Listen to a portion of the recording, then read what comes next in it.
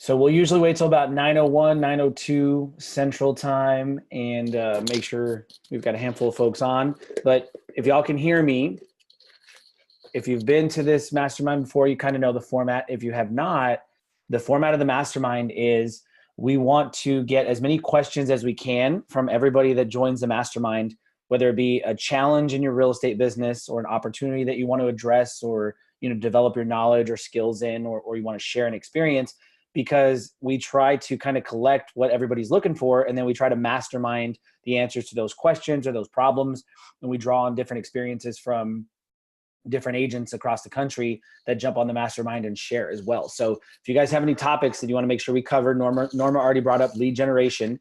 If y'all have any topics, just drop them in the chat or even unmute your microphone and let us know what you want to talk about. And we'll make sure to cover that or cover something related to that throughout this mastermind.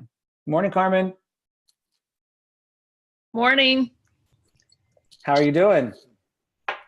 I'm good. How are you? Awesome. Doing amazing. Did you have a great weekend? Yeah, I did. A couple of my kids were here, so that was fun. Oh, that's so cool. Yeah. Very, very cool. What topic would you like to see covered today? What's on your mind? I don't know. I hadn't really thought about it. All right. Now you are. You can let the wheels turn. Yeah, I will let the wheels turn.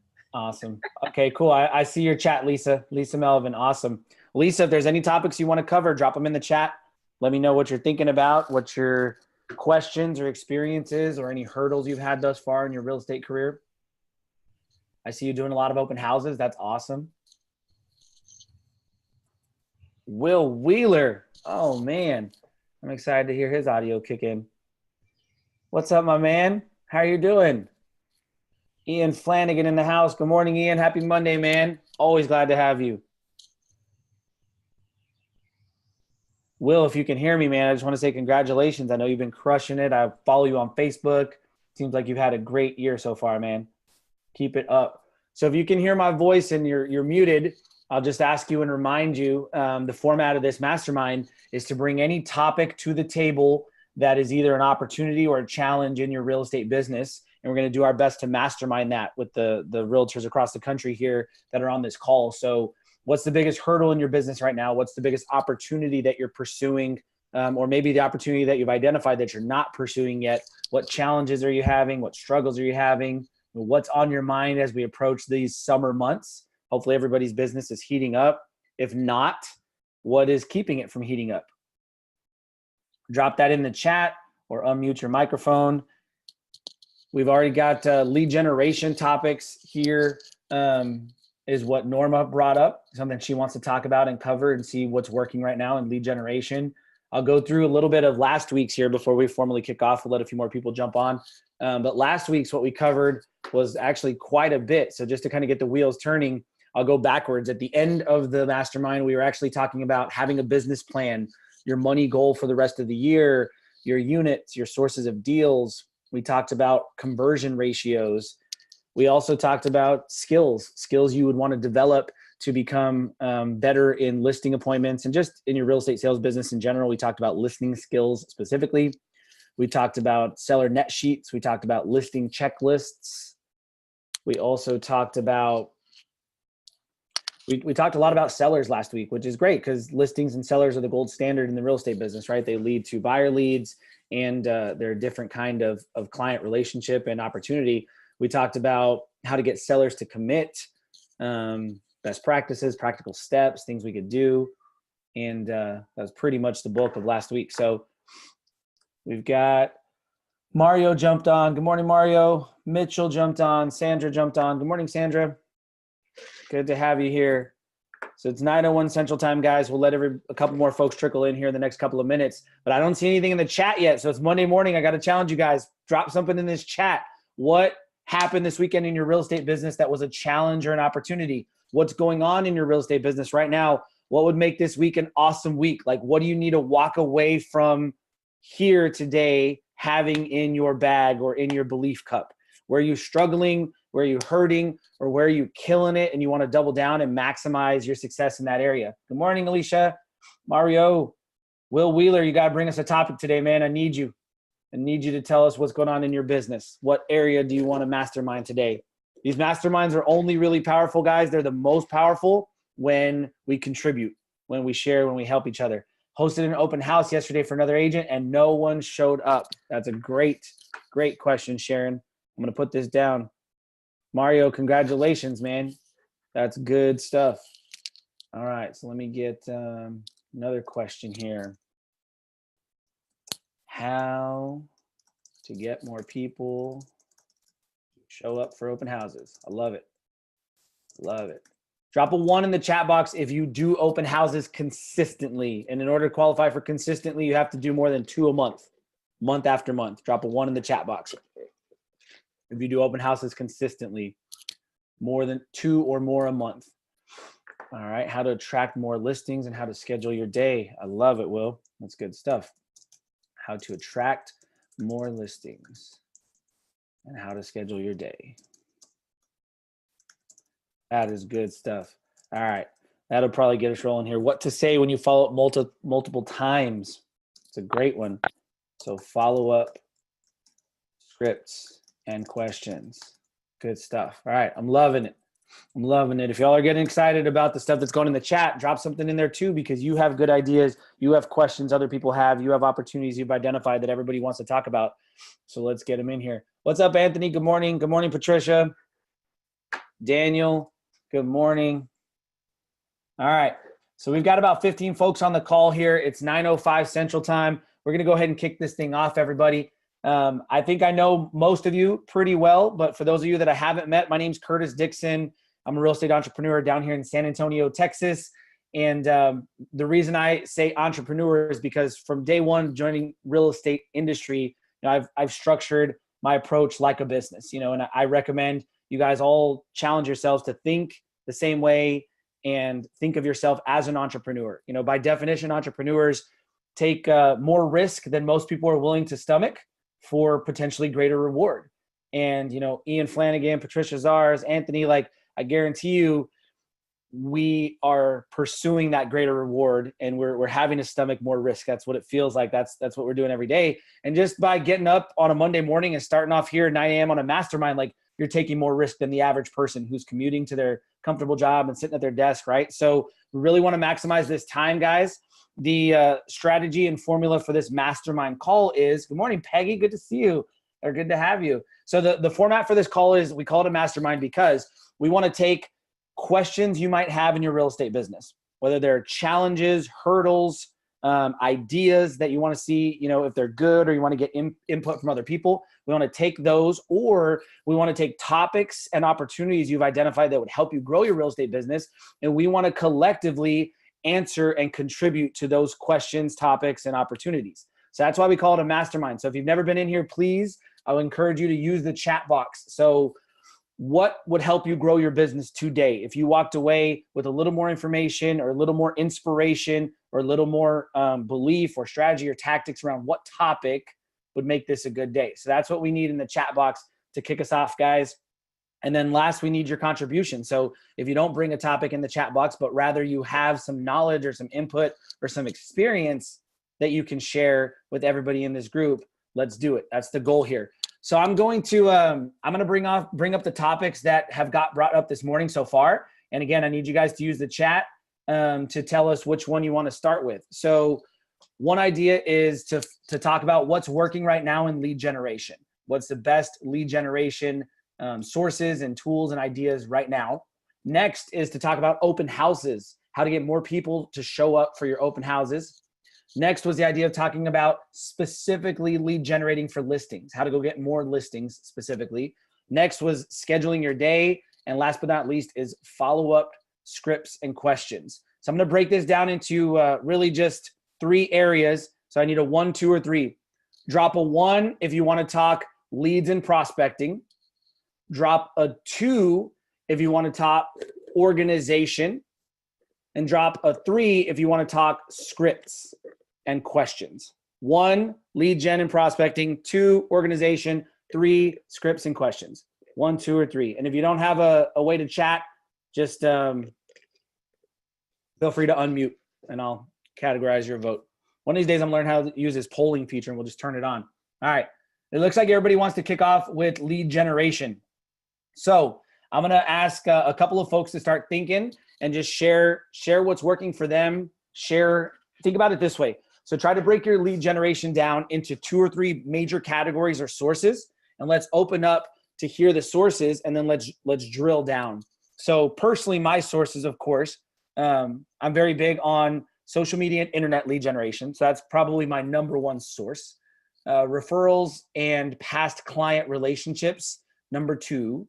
And then the third, I would call referrals from business partners. That's my top 3 sources. So I've got internet and social, I've got referrals, and then I've got business partners. So I'll ask Ian Flanagan, Anthony, Peggy, Alicia, Carmen, y'all contribute. What are your biggest lead sources? And then let's dive into a couple. Norma brought up Facebook ads as well, and mail outs and reaching neighbors. So let's open up a lead source list real quick, and then we'll dive in. Morning, Kyle. Good to have you, dude. Supposed to be at a walkthrough, I thought. I'm just driving to in between appointments. I love it, man. All right, so we're first compiling a list of what's working right now for lead generation across the country. So we've got Facebook ads, we've got mail outs, we've got postcards through reaching neighbors. I want to dig in there to see what kind of postcards you're sending, Norma, and what everybody else is using. Open houses, definitely. Handwritten notes. I want to talk about that. See what we're talking about there. Handwritten notes. Main sources online, Facebook and Google. All right. What's your main sources these days, Kyle? Mine's referrals and sphere of influence, man, and it's going deep with them. It's not just the ones that I've got like in my database, but it's calling them and trying to see who they know that I can reach out to and starting to build that way. Yep. Absolutely. All right. So going deep on referrals and sphere of influence, not just for them, but who they know. And we've talked about this. It's funny, it's not surprising because like the number one thing that will launch your day, your week, your month, your year, right, is building and managing your list, right? Your list of prospective buyers and sellers. So I'm glad that that's a topic on everybody's mind on Monday morning. And it has been for many Monday mornings in a row, and as it should be, right? So referrals and sphere of influence, going deep and getting to know who they know. I think that's an important one. And then Facebook specifically is another one that everybody seems to want to chat about. So let me open it up here first. I want to talk about the going deep and finding out who people know and how you can actually get referrals.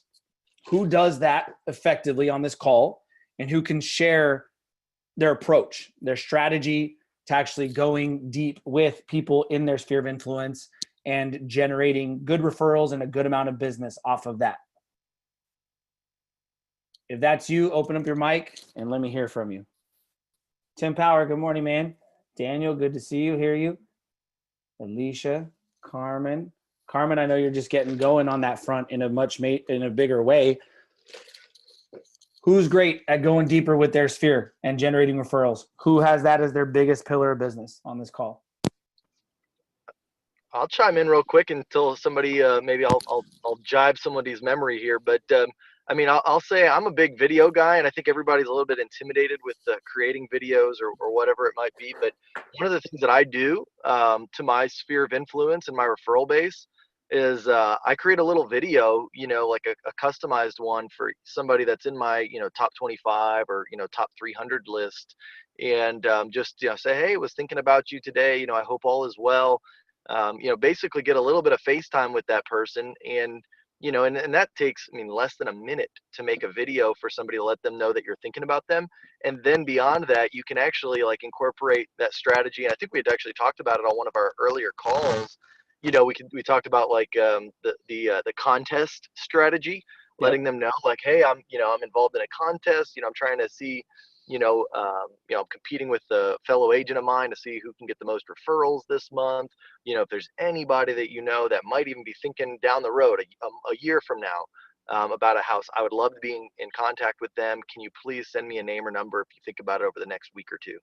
And if you make a video, like they see your face, I think that accomplishes 2 things. One, you may get a referral from it, but then secondly, even if you don't, you've just now like popped up to that person, you're closer to that person, It's just a little bit more personal. And so, I mean, that's something I do quite often, is just send out text message videos, addressing that person using their name and letting them know I'm thinking about them. Love it, man. And you're absolutely right. So what I actually did was I went back to one of our first week's mastermind notes, and I'm going to share what we masterminded there, guys, around going deep with your sphere of influence and generating referrals. So the first thing that Kyle talked about, and this one's extremely important. So I challenge you guys to do so if you haven't done this, right? We're all so used to living like online. We're used to looking at our Facebook. We're used to looking through our phone for names and numbers and stuff.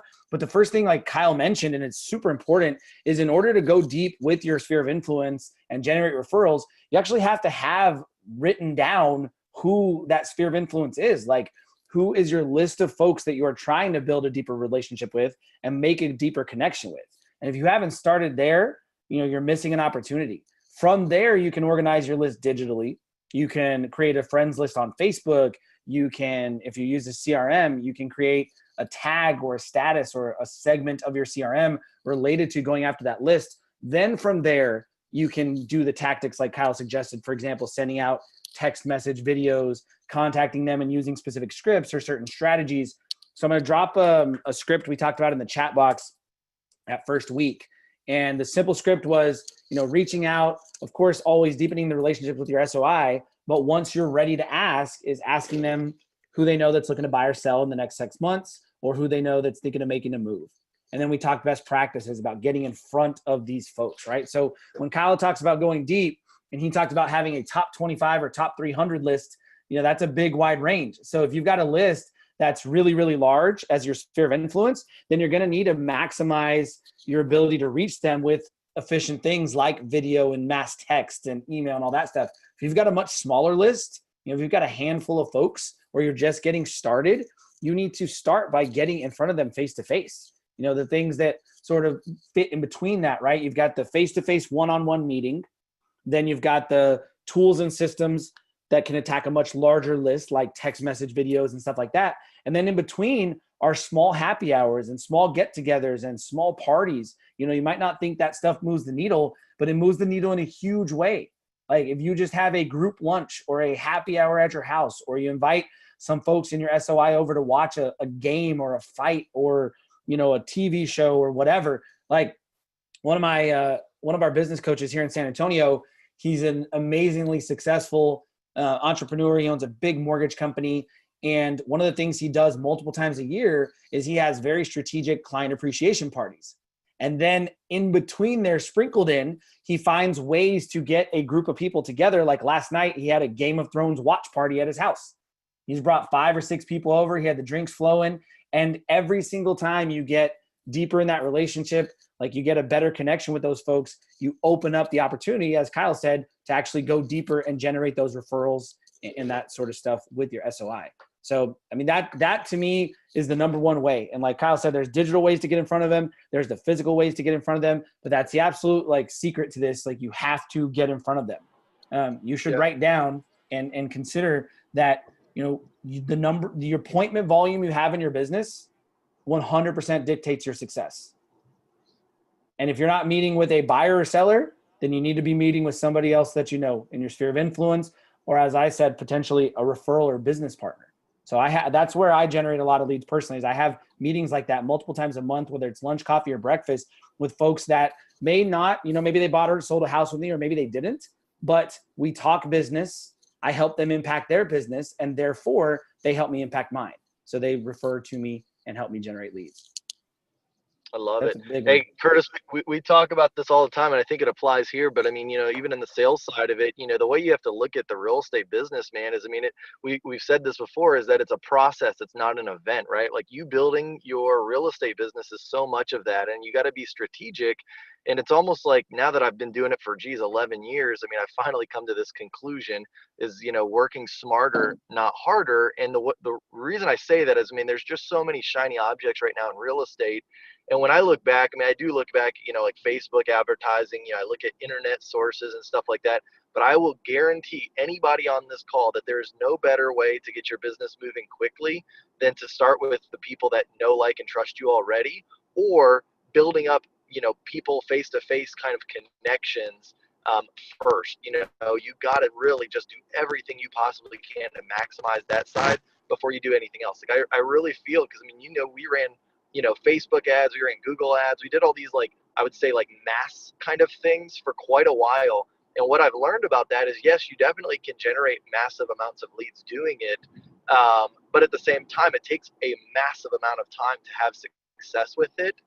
And so it's really good, of course, if you've got a big team and you got a lot of people you need to feed, and you got a lot of people that can work on these things. But if you're just the individual agent, and if you got even just a small network, you've got to start there, and you got to really go deep in that. And what I mean by that too, not only just for the referral and sphere of influence, but even if somebody doesn't have an immediate person that's looking to buy or sell a house, I think you can take it one step further and say, well, then who else do you know too that's maybe just a business person, that's a networker, that is influential, maybe, that I could meet and get in front of and just talk to them, or sit down with coffee, or just have a good conversation with them, and go from that. Because that's actually been a really big impact on my business, is people that haven't even bought or sold a house with me, but they're just influential people, and I met them either at a networking event, or I met them through somebody that made an introduction to that person.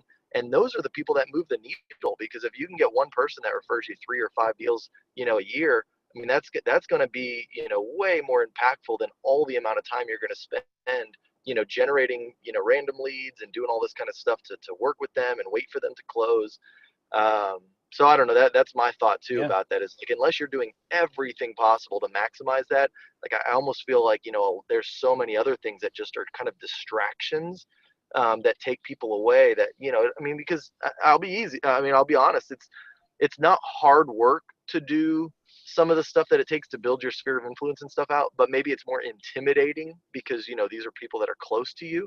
But it's almost like you just got to do it. You got to risk your ego. You got to risk whatever it is that's holding you back from making those calls to those people, because I guarantee you won't have success in this business unless you let go of that kind of stuff, and you just go out there and make it happen. Like, you have no fear that whatever it is that's stopping you from doing it today is you don't have any fear of that anymore. You just let it go, and you're like, hey, I'm going to make this work. I'm going to go out there and put the work in that I need to do. I'm going to make that tough phone call, the one that I'm scared to make, because those are the things that's going to move the needle. So.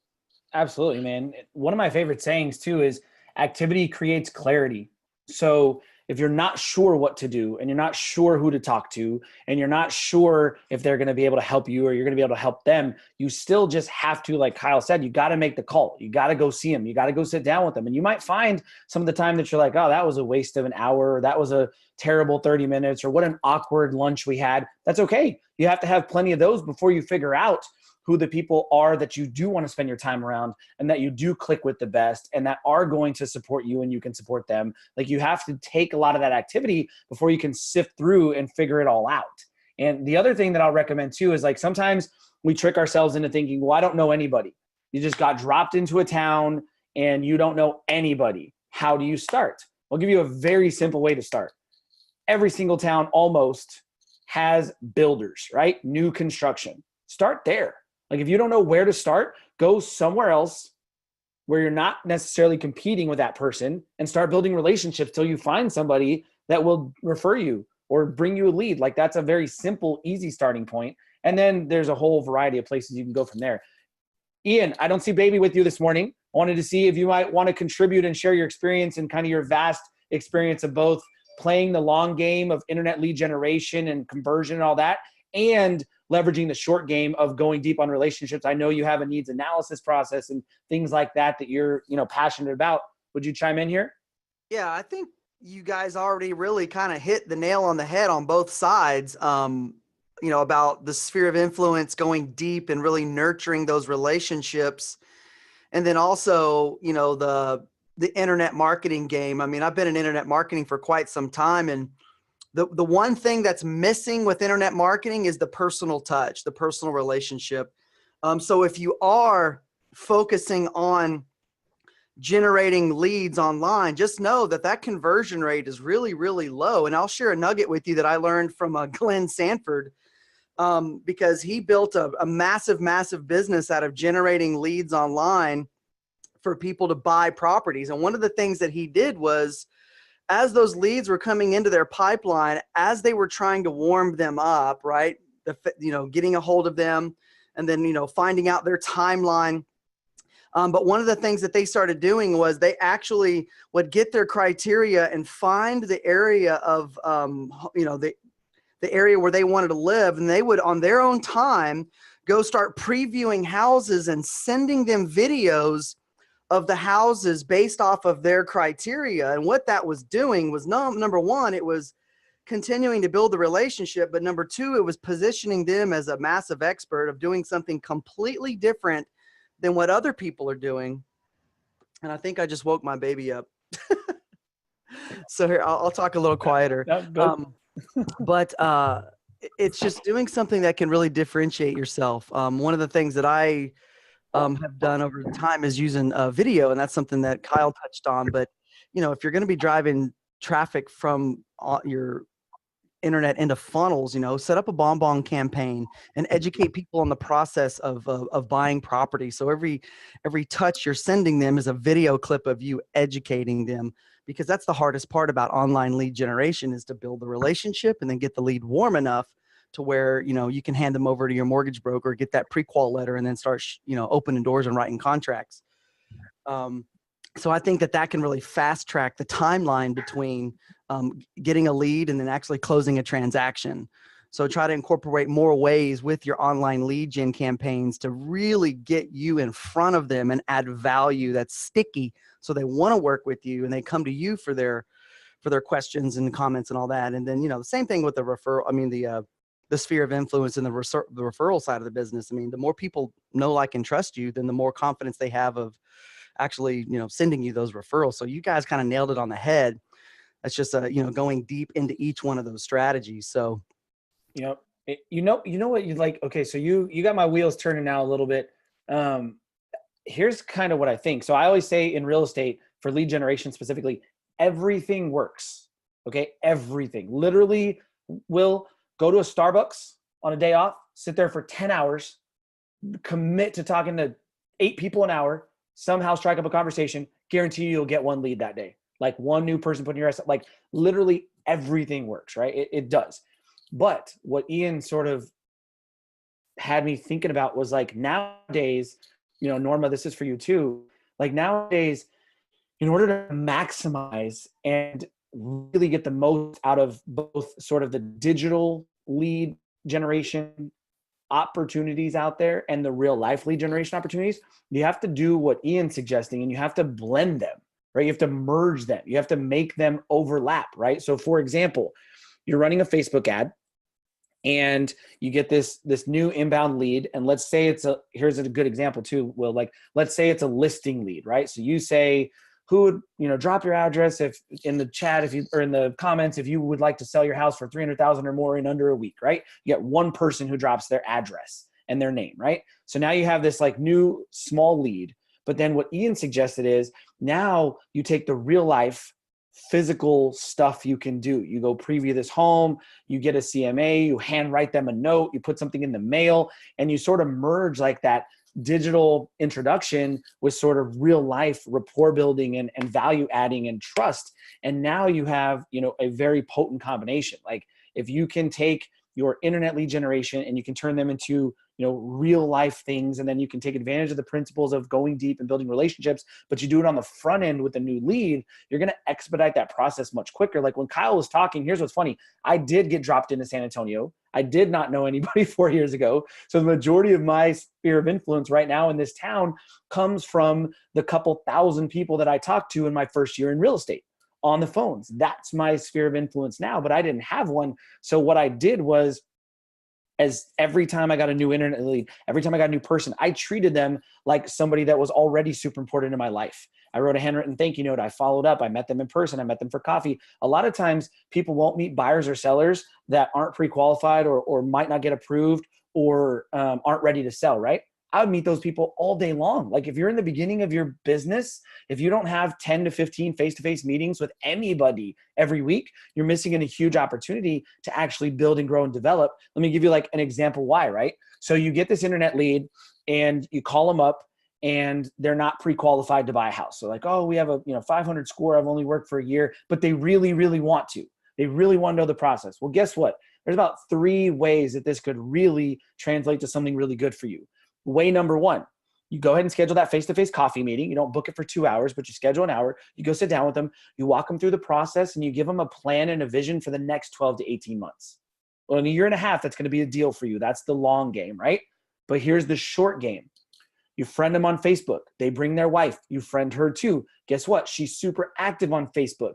Well, Norma asked how you get more people to see your Facebook post, Norma. You comment and like and engage on other people's posts so that when you post a video or when you go live on Facebook, it pings them or it tags them or they see it on their feed. Now your video about the home buying process 101 shows up on like their mom's feed who is ready to buy a house or is ready to sell a house. And now they contact their daughter and they're like, hey, who was that guy on your Facebook? Was that your realtor? And they're like, oh yeah, he met me for coffee, even though I can't buy a house for 2 years, but he was so nice and so helpful. And he gave me the whole process. Now you have a now lead. Like that's how these little stories can kind of chain together and piece together. One doesn't work very well by itself in a vacuum, but when you put the 2 or 3 pieces all together, it works really, really well. And until you've done it for a while, you kind of can't see that crystallizing. But what I'll tell you for sure is with your online social media presence, there are people watching and there are ways to get more people watching, Norma. And it comes back to like your engagement and how you interact with other people inside your Facebook. It also comes back to how well you organize your list. So I'm going to transition this now into sort of the Facebook and internet marketing portion of lead generation and what's working. And if you take nothing else from this, I don't want you to feel over your head here, but the bottom line is the power for you to do anything on the web down the road or in volume, make many, many sales per year, it all comes back to the quality and strength of your list. Like all of it. If you don't have names and numbers and emails, like you don't have a chance to really get massive traction or scale up your business. Because in order to truly scale, if you want to go to 30, 40, 50, 60 houses a year, you're going to have a really well-organized list of people at some point that is put into a database, at some point that is put into a CRM system, so you can then utilize it to really leverage like the social platforms. And again, don't want to go too deep here, but like if, for example, every person you'd met in person was Facebook friended and you were liking and commenting on all of their stuff, every time you go live, every time you post a video, they're going to see it on their feed. And when you go back to advertise now, everybody who's hit your feed and everybody who's hit your website, because you have all these people loaded in your CRM, you can target those people specifically. And so it just allows you to go much deeper. But thinking about like approaching Facebook advertising as your initial source with no list behind it and no additional power, that's the kind of stuff Kyle was talking about that can be spinning your wheels. So get your list together, you'll get people in real life, pull them into your sort of digital world, make sure you're keeping track of all that stuff. Carmen and I, we're just going through this right now, right, Carmen? Like you got 200 or 300 people in your world, past clients and current clients and people that you know, and then you're managing them on Facebook, and now you're getting people engaging on your Facebook Lives and stuff like that, right? So it just works together.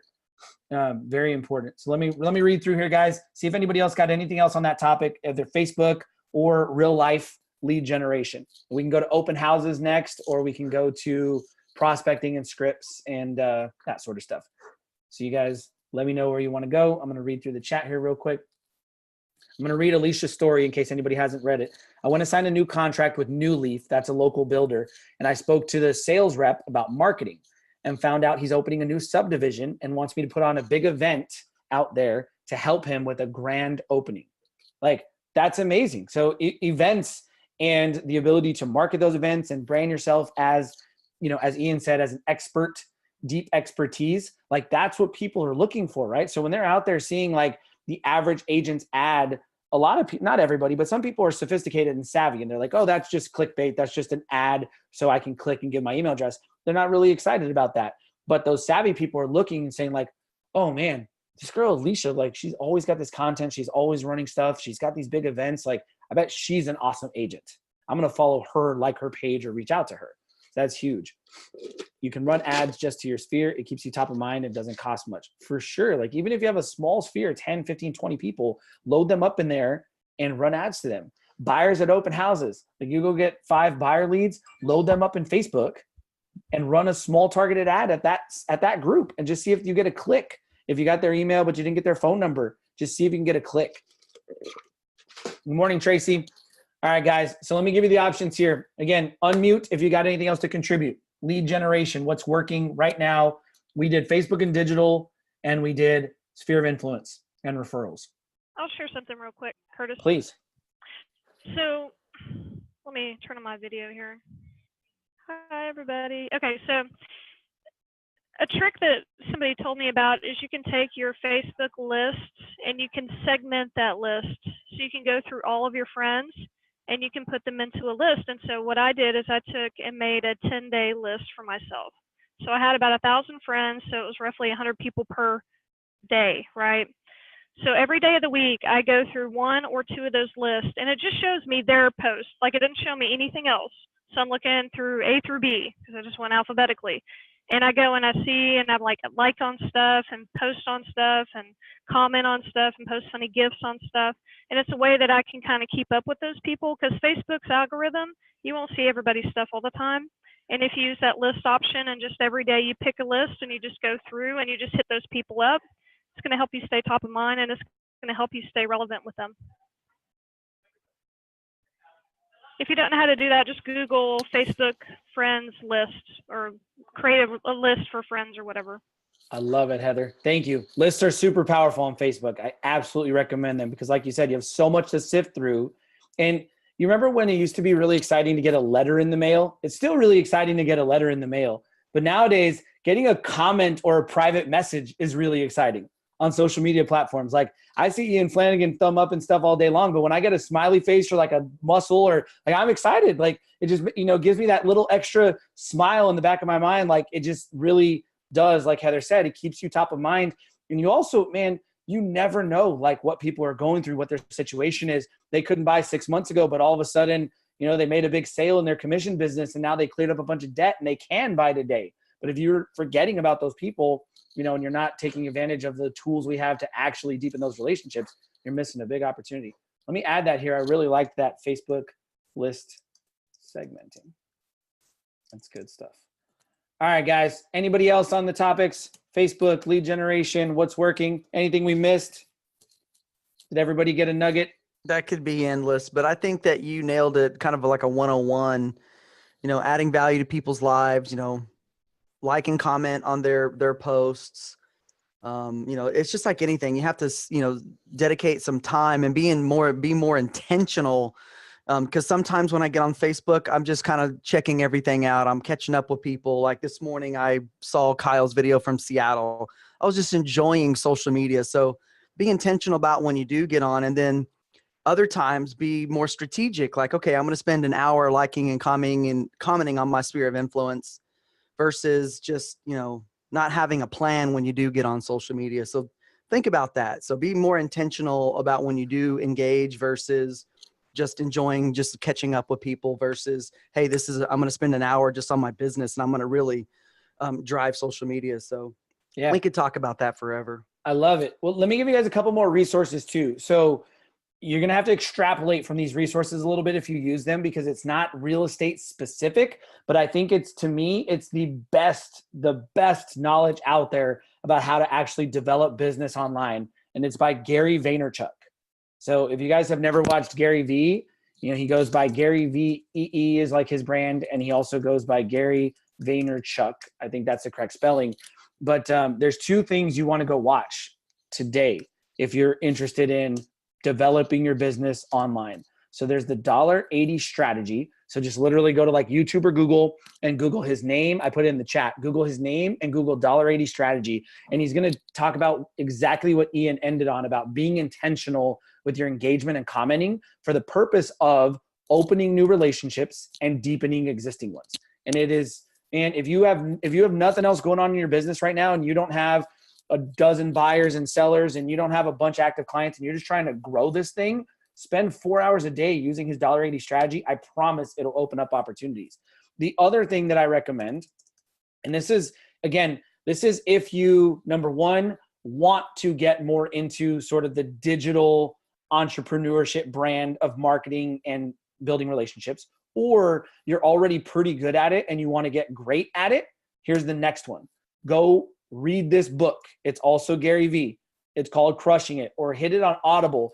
Here's why I love this book. You know that little anecdote that I gave a minute ago about like, you meet somebody online and then you go sit down with them in person, even though they can't buy, they see your Facebook Live, and then all of a sudden their mom buys from you. That's like a real story. Like, I really have a friend here in San Antonio who does Facebook Lives. And like Ian said, he doesn't always want to be on video. He doesn't always want to do it, but he did it.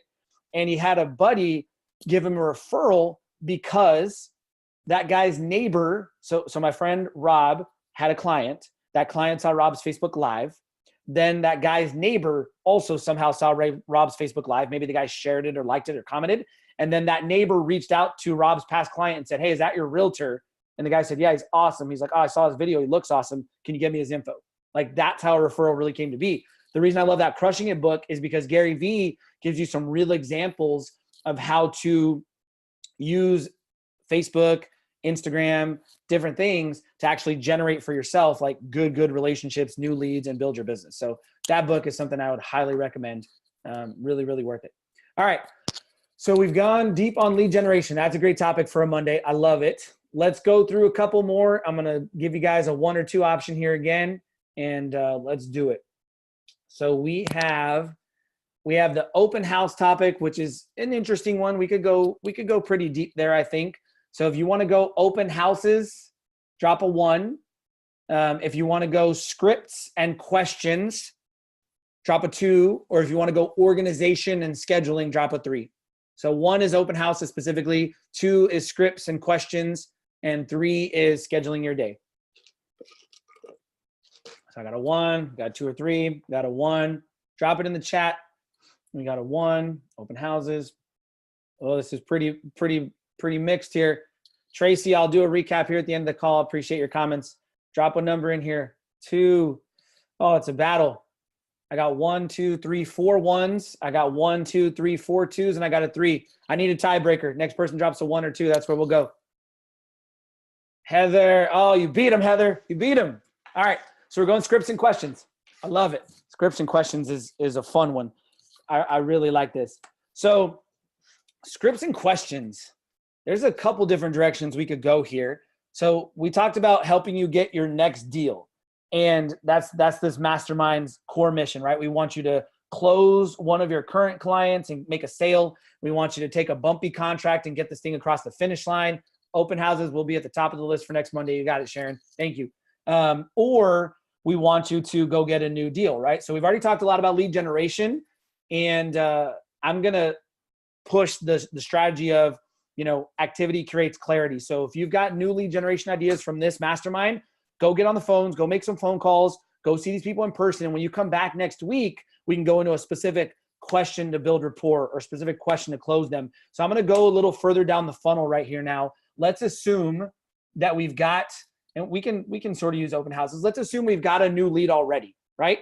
We've got a new lead right now, and we're going to work them through the initial contact, rapport building, and appointment setting phases. All right. That's what we'll work through for the next 15 minutes if everybody's good. So I'm going to break that down again.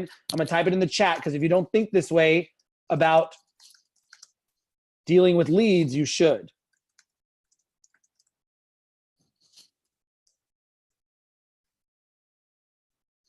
All right. So when we talk about asking questions and scripting, here's 4 very distinct phases of a conversation, or even a bunch of conversations that you need to think in. And inside each one of these phases or stages lies an existing set of best questions and best scripts to use, okay? So I'm not sure we'll get through all 4, but I'll do my best here, depending on where you guys want to go deeper. So the first phase of dealing with a new lead and using scripts and asking questions is what's called the initial contact phase. So you can think of this simply as the first time you talk to them, or the first time you talk to them again in a little while if you don't have a great relationship, right? So literally, like, the beginning of every conversation is initial contact. At the beginning of every conversation. So if you meet somebody in an open house, that's initial contact right then and there. There's specific questions you want to ask We're going to cover those in open house next week. But you've got a new lead in your database, right? Wherever they came from, a referral, online, anywhere in between. The first time you get them on the phone is initial contact. Okay. So I'm going to give you guys a couple of questions, and there's going to be some different philosophies here. I'm just going to share mine personally with you guys. There's a couple of things you want to do in initial contact. This is my style. I'm an I. Not all D's are going to resonate with this. I got a couple D's on this call, so I'm asking you guys to start thinking as D's. What's the first thing you do on a new call? I's, my formula, I think, works for S's as well. Like I's and S's, and that's in the DISC personality profile. If you guys don't know what I'm talking about, you can drop a 1 in the chat box and we'll do DISC another day. But so my first move on a new call is to be excited, to compliment them or break the ice, and then is to ask for permission. Okay. So what that looks like, for example, is it's like, hey, good morning, Ian. He's like, who's this? Ian, this is Curtis, man, with eXp Realty. I met you this weekend at an open house. How are you doing, dude? Oh man, dude, your little kid was so awesome. I was telling my wife about him. I was still laughing. That was such a funny thing he did at that open house. So that's my like icebreaker, right? I'm excited. I break the ice. My icebreakers are compliments or something funny. I'm a big fan of complimenting and something funny, right? Like anything I can do. Then the next thing for me, this is my style. I always ask for permission, always. To me, that is such a sign of respect. Did I catch you at a bad time, Will? Or do you have a couple minutes to chat? That's my initial contact script right there. Excitement, compliment or joke, and ask for permission. Because as soon as I have permission, then I'm ready to go. We can launch into rapport building. We can launch in any direction.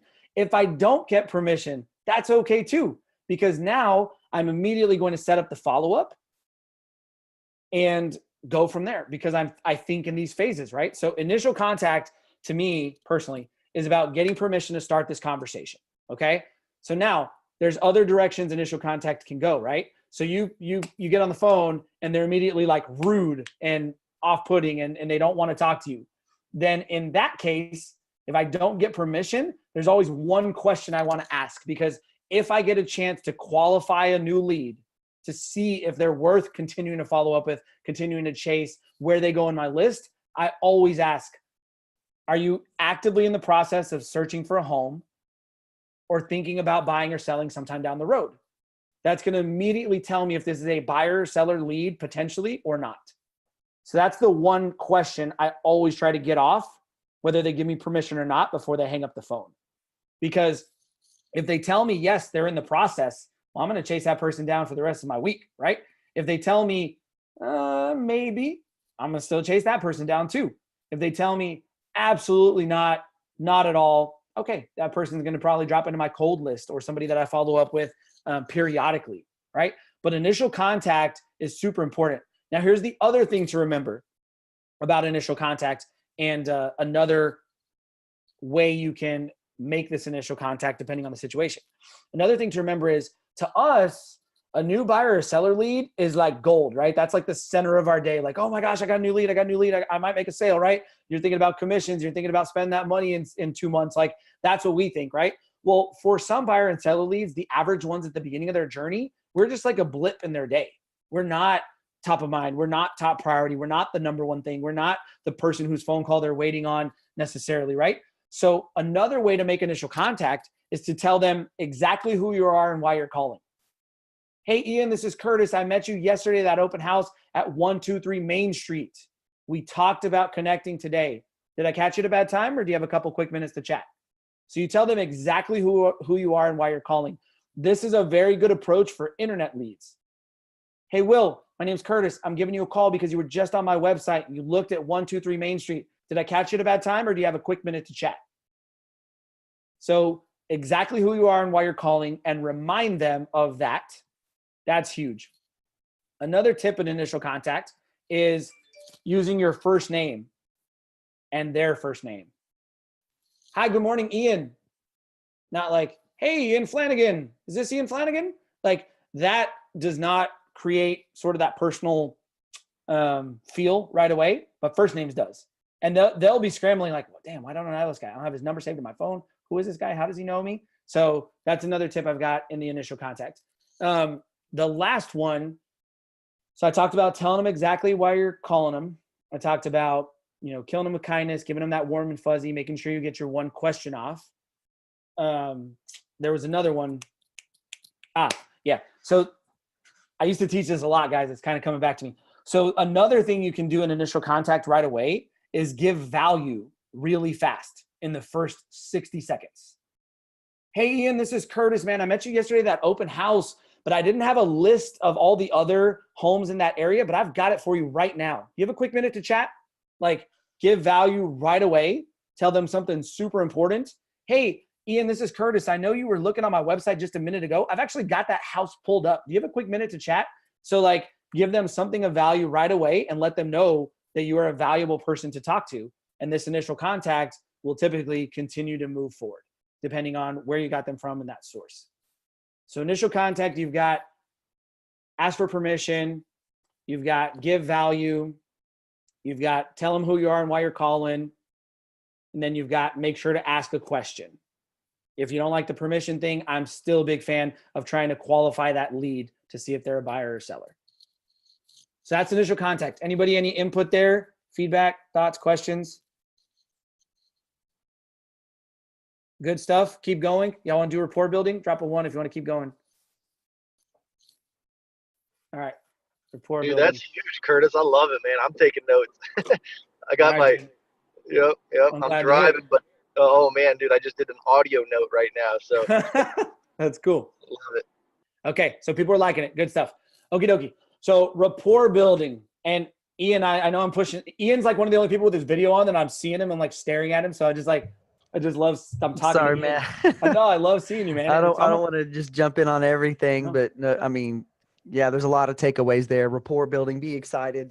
I want to call you. I want to call on you on the Compliment, rapport ask building. permission. So let's imagine we've moved through the initial contact, right? You've got them on the phone for 60 seconds and they said, yeah, I'm kind of actively in the process.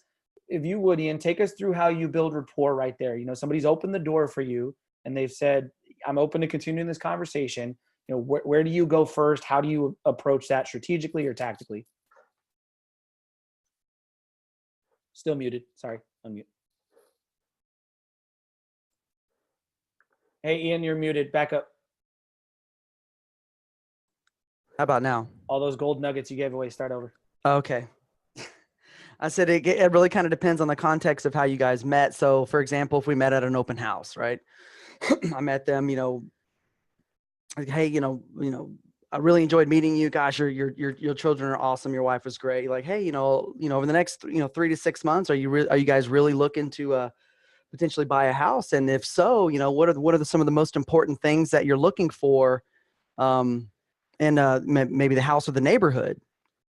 So I think it's just essentially going right to probing them and asking them those questions versus I'm great, use me, blah, blah, blah, blah, blah, blah. And I think that goes for any type of sales business is I think about that whenever I'm at places and people are trying to sell me stuff. And the first thing I thought of is like, you didn't pre-qualify me. You didn't find out if I have a need for what you are selling. So I think that's the biggest thing right up front. Obviously you want to, be excited and compliment them, but you have to find out what their needs are. So I think that's going to be the first step is really trying to probe them to find out what their timeline is, what their needs are. Hey, I know this, notice you have 2 small children. Is it important to you to have a private school close? Are you going to put your children in private school? Because the when they have children, the schools are going to drive everything. Right? Are they in a certain school district where there's blue ribbon schools? Are they looking for a certain area? So you have to find out what's most important to them first. And then once you're opening and, you can provide value in different ways by, at the end of the conversation, you can say, hey, look, I don't know if you've talked to a couple different mortgage brokers, but I would recommend you interview a few of them. Here's one that I see it is a rock star that all my clients really, really love this person. Maybe you should have a conversation with this person. So probe them, find out what their needs are, and then maybe give them a couple referrals and a few suggestions, and then set the next expectation of how you're going to be following up with them. I love it. We could dive down to each one of those. Let me pause there. So let me pause you there for a minute because what Ian said at the end of that conversation to me is super duper important, right? We're going to set the expectations about how we're moving to the next step. So what you should have gotten from Ian right there to me is strategically from a high level, the way you build rapport is by doing a needs analysis and asking probing questions. He gave you a bunch of examples of what kind of probing questions and what kind of needs you want to uncover, right? So let me back up to something that I missed, but is super important. So once you finish initial contact, right, whether that takes 30 seconds and they're like, yeah, I've got a couple minutes to chat, Curtis, or that takes like a minute and a half and they're like, who are you again? Were you the one at the purple house or the red house? You're like, oh man, I was at the blue house. Well, hold on. You had no hair. You're the no hair guy. Okay, I got you, right? So however long initial contact takes, when you finish there and they give you permission to keep going or you've decided you're going to keep going, setting expectations right then and there for the rest of the call is the best way to set yourself up for closing, for setting an appointment. So the expectation setting transition from initial contact to rapport building goes something like this. All right, cool, Ian. Well, I'm glad you got a couple minutes. Here's what I'd like to do. I wanted to ask you a few questions to get to know more about you and your situation. Then we're going to talk about getting together and how or when we move to the next steps. Does that sound like a good plan? Cool. Thanks. So you've already told them what you want to do next on the phone, which is ask some questions. So they shouldn't be put off when you ask questions. You've already told them you're going to try and set an appointment, and you've asked if that was cool with them, and they said yes. And then you told them, like, you're going to set a next step again. So you told them, like, hey, I'm going to ask questions, and we're going to talk about appointments, and then we're going to do a next step again. So you've set the expectations very clearly so they won't be surprised when you ask for the appointment, and they won't be surprised when you try to move them to a next step, like referring them to a lender like Ian talked about. So that transition is super critical, how you do that. If you do nothing else in that first 60 seconds except like bumble through saying, hey, what I want to do is ask you some questions and talk about the next steps, that's good enough for at first, like, because at least you're setting them up to keep going. Then when you get to rapport building, I got a couple of strategies, and they're exactly in line with what Ian was talking about. There's actually a few. They're exactly in line with what Ian was talking about. So the first one is a very traditional real estate acronym that you guys can all Google and go find lots and lots of information on this, but you can write it down if you've never heard it. It's the first one Kyle Handy taught me, like my first day joining the Handy team at Handy Realty back in the day. It's LPMAMA, and write it down like LPMAMA, LPMAMA. Thanks, Anthony. It's just like that, LPMAMA. So let's see if Anthony can rattle them all off. What do you got, Anthony? What's LPMAMA? You'll have to unmute or drop it in the chat. So I'll start typing. You got it? Can you hear me? Yeah, we got you, man. Okay, Bring great. it. So location is for the L. Yep. Where are they wanting to live? What areas? And then you got the P, which is oh my God, brain freeze right now. Price. Pricing, yes. So what are they looking at? What is their price range at? Then you got their kind of their motivation. You know, that's the big one. You know, what's bringing them? Is it relocation? Are they looking, you know, to downsize, upsize? What does that look like? One of the other important ones is are they working with an agent right now? Yes, sir. Okay. And then you got, are they mortgage ready? Yep. And then the last one is set an appointment. Boom. Dude, thank you. That guys is super simple and super powerful. And literally, if you just talked about that, you would build rapport. But the key takeaway from talking about this is not you talking about the best locations, not you talking about the price points, you asking and digging deep.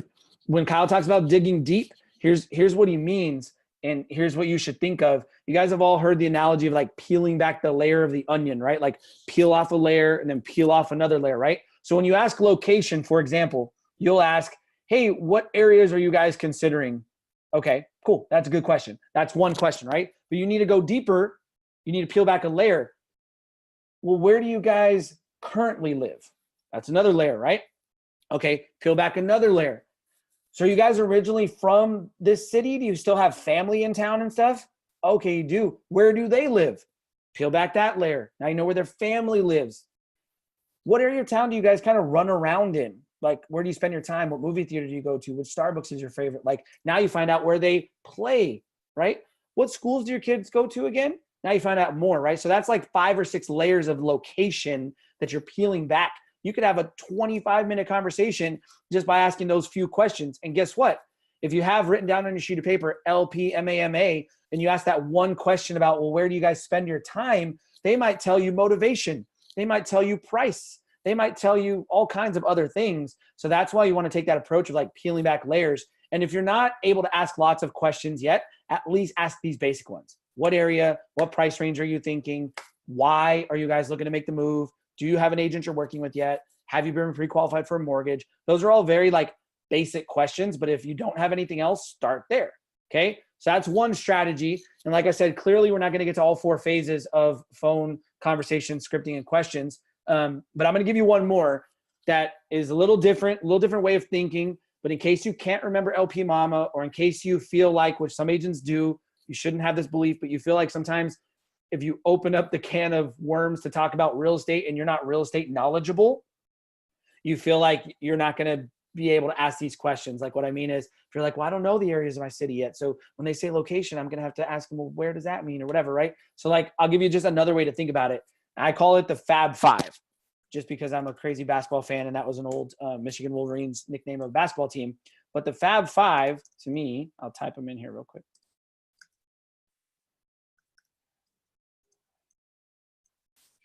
I'm not going to type the 4th one yet, so I do these real quick. So the Fab Five is who, when, where, why. I'll give you the 5th one in a minute. So if you can't remember LPMAMA, or you don't want to talk real estate, you're just conversing with anybody, you talk about who. Who's involved in making this move, right? Is it you and your husband? Are you married? Do you guys have kids? Where's your family live? Who's your family? Do you have family in town? Like, you're just talking about who, just people. Who impacts this decision? Like, just people. You're just talking about the people in their life. You're just figuring out who's in their world. That's a very big deal. The guys he was saying, like, he had a specific question because he has tons of experience doing it. Where do your kids go to school? Does that matter? That's a very specific who question. But just in general, who's in your family? You have any kids? Husband, wife, mom, dad, etc., right? When? Ian talked about that one specifically. It's not specifically in the LPMAMA, but it is, to me, the most important thing you should know in classifying your leads. The most important thing, in my opinion. My entire database is segmented by whens. When are you thinking of making this move? When do you need to make a move? When is your current lease up? When did you buy your last house? When did you last buy a house? When, right? Like, when is your summer vacation? When do the kids get out of school? When, to me, is like the most important set of details you can get.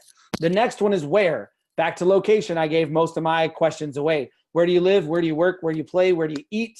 Where's your family? Where did you used to live? Where did you grow up? Just where. You can spend 15 minutes on where, finding out all about them and their life. And the reason that these are so important, these build massive rapport. Like, literally, if you found out where their brother deployed in the army, that person is your friend now, right? Like, that's how deep you can go in these first conversations if you just ask the right questions. The next one, the most powerful to actually build and deepen a relationship quickly, is the why. And this one really usually requires peeling back layers. So you're going to want to work on this, but at a minimum, you have to ask why they're thinking of making a move. And most of the time, we have a saying, buyers are liars. They're going to lie to you. They're going to, like, they might not even know they're lying. Why are they making the move? Oh, we're just tired of, we think it's time. Like, what does that mean? Well, actually, we hate our neighborhood and our car's been hit 3 times in the driveway because we park on the street and it's really loud. And there's this person that we can't stand next door. That's the why. Okay, now you have a real pain point that you can push on. You take them to a nice, gorgeous, brand new master plan community. They're ready to go. So that's the why. And then the last one is how much. And this is my favorite one. This is the first time that I want to talk because I attempt to position myself as an expert through this transition statement. I know we got to go, guys. It's 10:01. But here's my favorite question to take us, if you scroll back up, to take us from initial contact through rapport building. This last question is my transition to closing. So the question goes, how much do you know about the process of buying a home? How much do you know about the process of selling your home? Even if they have a huge ego and they think they're really good, unless they're a professional realtor, they don't know shit about selling their home or buying their home. So this transition statement sets you up to set the appointment as the expert. And even if they think they know a lot, awesome. Back to your when. So how much do you know about the process of buying a home? Oh, a lot, dude. I've bought 15. Oh, great. How many have you bought this year? How many have you bought this month? Well, here's what I'd like to do next. The next step is for us to sit down and get together, and now we can set the appointment, right? So how much do you know about the process of listing a home? We don't know it at all. We're super scared and terrified. We don't even know when we should do it or how we should do it. Awesome. That's the perfect time for us to sit down and get together. I promise you this, we're not going to sell your home the first time we meet, but let's talk about the process. Let me come sit down. So you get to eliminate the risk. You bring down their guard. How much do you know about the process? You get to sort of, for the first time, be the knight in shining armor. They're already going to be happy with you because you've been making them feel good by asking them lots of questions. Now you've set up the perfect close. So that's initial contact. That's rapport building. Hopefully you guys got some good questions. You got some good scripts. It's 10:02. I know people got to jump off. We will put open houses at the top of next Monday. We can keep going through the closing and the follow-up portions of scripts and question asking if you guys want. Drop a 1 in the chat if you got something out of this today, if this was helpful. Drop a 2 if we didn't help you. Drop a 3 if you're going to invite somebody for us next week, please. We want to get these calls up. I know it's summer. I know it's busy, but if this is kicking your week off in the right way, please bring somebody and invite. You guys are wonderful. Thank you. Ian, thanks for participating so much. Anthony, thanks for contributing. Carmen, we appreciate you. Will, thanks for bringing the questions. Alicia, thanks for contributing. Tracy, I told you I'd recap, so I'll stay on and recap real quick. Mario, Patricia, really appreciate y'all. Okay, so real quick recap from the beginning, guys. All we started with was we wanted to go through some lead generation topics. So the way I kicked off this call was just to ask everybody what's on their mind, biggest challenge, biggest opportunity, biggest hurdle. And when we got to lead generation topics, there were a couple of specific ones that Norma wanted to cover. For example, Facebook ads. She wanted to talk about mail outs and reaching neighbors. And then everybody else wanted to talk about Facebook again, and then some referrals and sphere of influence. So all I did was sort of break up the conversation into working your sphere of influence and building your list in real life, and then working Facebook ads, working your social media platforms. Kyle Handy got on and gave some nuggets. Like the biggest takeaway he gave was everybody that's in your sphere of influence, just like we just talked about going deep with a new lead, he talked about going deeper with the folks in your sphere of influence. Imagine having that Fab Five conversation with those folks. Who's in your life right now? Who's in your world? Kids, family, friends, brothers, sisters, right? Where do y'all live? Where do you work? Where do you play? Where do you spend your time? Where's the good stuff happening in our city right now? When did you guys buy your house again? When does your son graduate high school again? When does your daughter get out of 5th grade? Like, just imagine going deep in that fashion with your sphere of influence, how much deeper you get to know them and how much further you can move to a place of actually being able to make a strong enough connection to get some benefit and to be able to help them. So that's what we talked about. And then I think you jumped on right after that, dropped a simple script in the chat, something we worked on a couple of weeks ago about asking for referrals. And then the last piece was we talked about the short and the long game of lead generation, how short game is generating referrals now, deepening relationships now. Those are going to lead to leads now. And then the long game, Ian talked about, of like internet marketing and building your list. And we talked about how that's worthless if you're not doing anything with it. If you're not popping it into a CRM, retargeting on Facebook, doing all that stuff with your list. So the short game and the long game. So that was it. Randall, what's up, my man? Good to see you. Appreciate you being on. Thanks, Tracy. Hey, thanks, Will, dude. Keep kicking butt. High five, my man. Keep crushing. Let us know how we can help. Tuesday, if you guys need anything from us tomorrow, come join that other mastermind. And catch you later. Bye, everybody. Bye, Carmen. Later, Ian. Thanks again, man.